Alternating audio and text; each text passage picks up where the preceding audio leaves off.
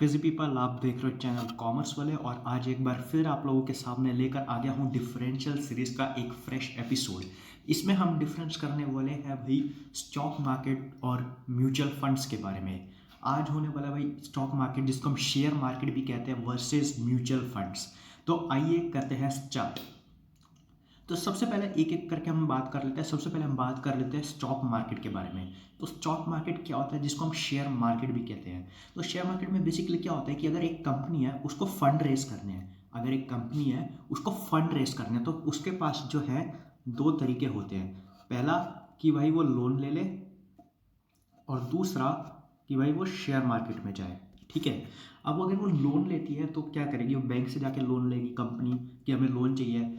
Funds को तो सबको ज़रूरत होती है फंड्स को।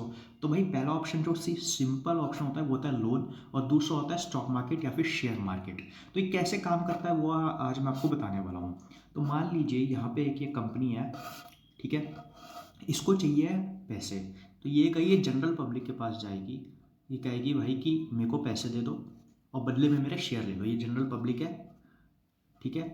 अब इसके पास इन सब लोगों ने इसको कंपनी को दे दिए पैसे, और बदले में इनको मिल गए शेयर्स। ठीक है। अब शेयर मिल गए यानी कि कंपनी के पास तो पैसा आ गए। अब शेयर का मतलब क्या है? शेयर का मतलब है कि इनके पास कंपनी में हिस्सेदारी आ गई, इनके पास कंपनी में हिस्सेदारी आ गई, ये ओनर हो गए उस कंपनी के जितने के इन्होंने शेयर लिए। अब जब भी कोई क्या कहते हैं मीटिंग होगी, जनरल मीटिंग होगी, एनुअल जनरल मीटिंग होगी या फिर ईजीएम होगी, उसमें इनके पास होगा वोटिंग पावर। इन शेयर होल्डर के पास क्या होगा? इनके पास होगा वोटिंग पावर्स, और ये अपने डिसीजन में अपना वोट देके हाँ या ना कह सकते हैं कि हमें भी इस कंपनी में बोलने का अधिकार है, हम भी इसके ओनर है, हमारे पास इसके शेयर है, हमने इसके लिए पैसे दिए हैं कंपनी को।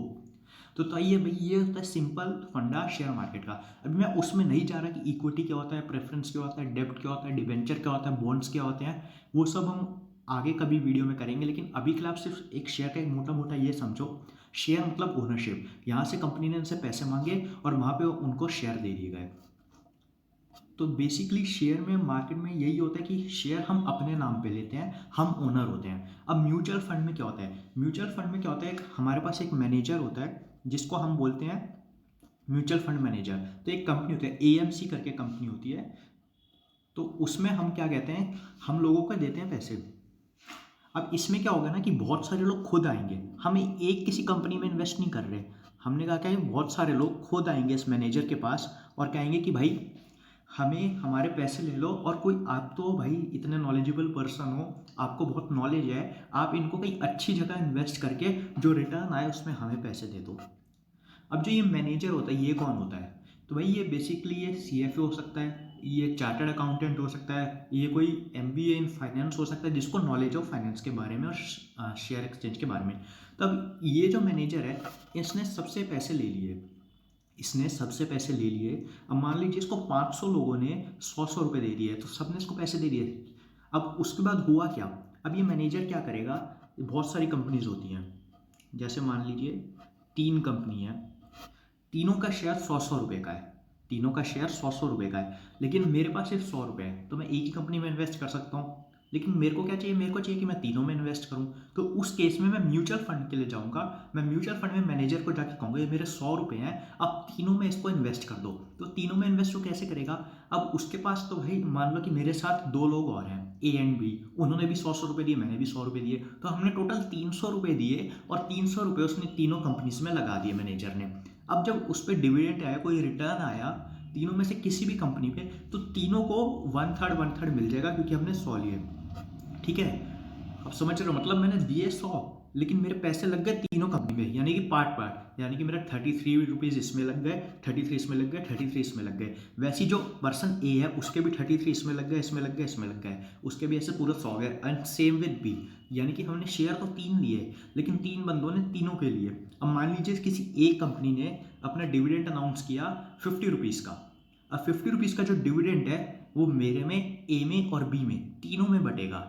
आप समझ रहे हैं? मतलब इसमें क्या है ना, मेन हमारे पास ओनरशिप नहीं रहती, हम एक यूनिट ले लेते हैं म्यूचुअल फंड की, और वो कितने उसकी होती है वो जो है मैनेजर डिसाइड करता है। अगर आपको म्यूचुअल फंड बहुत ज़्यादा डिटेल में समझना है तो मेरा ऑलरेडी वीडियो अवेलेबल है, आपको ये साइड में दिख रहा होगा, लिंक भी डिस्क्रिप्शन में है। अब वो वाला वीडियो जाके देखो, मैंने इसमें बहुत डिटेल में बताया, पूरा प्रोसीजर बताया, बिजनेस मॉडल बताया है कि किस तरह से म्यूचुअल फंड की कंपनी काम करती है, क्या काम होता है और म्यूचुअल फंड लेने सही है या फिर नहीं है।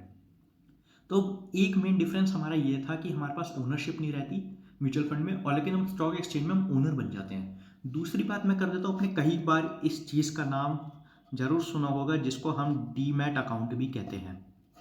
ठीक है, तो जो डीमैट अकाउंट है ये हमें स्टॉक मार्केट में अगर हम इन्वेस्ट करते हैं, शेयर्स में इन्वेस्ट करते हैं, तब हमारे लिए कंपलसरी है। म्यूचुअल फंड में कंपलसरी नहीं है। म्यूचुअल फंड में अलग और भी अलग तरीके हैं, हालांकि डीमैट से भी म्यूचुअल फंड में इन्वेस्ट कर सकते हैं, लेकिन म्यूचुअल फंड में मेन ये जो है अवेलेबल नहीं है। हमें डीमैट सिर्फ तभी ओपन कराना होता है जब हमें शेयर्स में इन्वेस्ट करना हो। तो ये थी वही कुछ बेसिक जानकारी जिसके बेसिस पे हम जो है म्यूचुअल फंड और स्टॉक्स को डिफ्रेंशिएट कर सकते हैं। हालांकि जो स्टॉक्स होते हैं, स्टॉक्स एन नंबर के होते हैं, मतलब बहुत सारे स्टॉक्स होते हैं, उसमें हम देखते हैं preference share, equity share, debentures, सारे स्टॉक्स अंदर आते हैं। लेकिन जो अब इनके भी बहुत सारे टाइप होते हैं, जैसे इक्विटी शेयर्स में भी स्वेट इक्विटी हो गया, प्रेफरेंस में cumulative, non cumulative, redeemable, irredeemable, तो ऐसे बहुत सारे शेयर्स होते हैं। इन पे भी अगर आपको वीडियो चाहिए आप हमको बताना, आगे इन पे बात करेंगे। तो भाई अभी के लिए बस इतना ही। एट दी एंड जय हिंद, जय भारत।